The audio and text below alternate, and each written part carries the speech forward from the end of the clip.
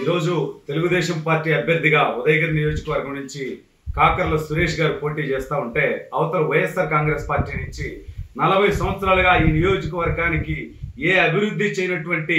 మేకపాటి కుటుంబం నుంచి మేకపాటి రాజగోపాల్ రెడ్డి గారు పోటీ చేస్తూ ఉన్నారు. యువతల అమెరికా నుంచి నేను పుట్టిన ప్రాంతాన్ని అభివృద్ధి చేయాలి, ఇక్కడ వలసలు ఉన్నాయి, వెనుకబాటుతనం ఉంది, ఈ ప్రాంతాన్ని అభివృద్ధి చేయాలనేటువంటి ఒక ఉద్దేశంతో ఒక యువకుడిగా ఈరోజు సమాజం పట్ల బాధ్యతతో వచ్చినటువంటి కాకర్ల సురేష్ గారు ప్రచారంలో ఏ గ్రామానికి వెళ్ళినా గ్రామాన ప్రజలు తండోపతండాలుగా ముందుకు కదిలి వస్తూ ఆయనకి వాళ్ళందరి యొక్క మద్దతును తెలియజేస్తా ఉన్నారు. మరోవైపు నెల్లూరు పార్లమెంట్ అభ్యర్థిగా కూడా చూస్తే అవతల వైఎస్ఆర్ కాంగ్రెస్ పార్టీ నుంచి 420A2 విజయసాయి రెడ్డి ఉంటే యువతల సేవా తత్పరుడు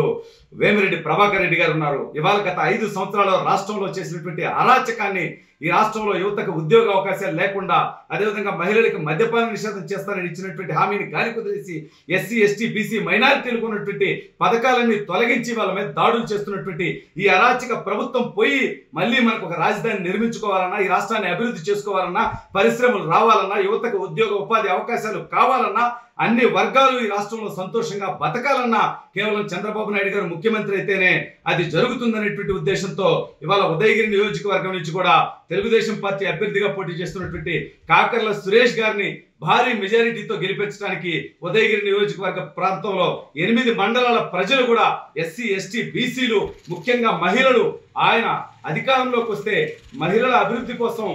నేను ప్రత్యేక కార్యక్రమాన్ని చేపడతానంటూ కాకర్ల సురేష్ గారు ఇక్కడ స్వయం ఉపాధి ద్వారా మహిళలకు కనుక ఉపాధి కల్పిస్తే వాళ్ళ కొంత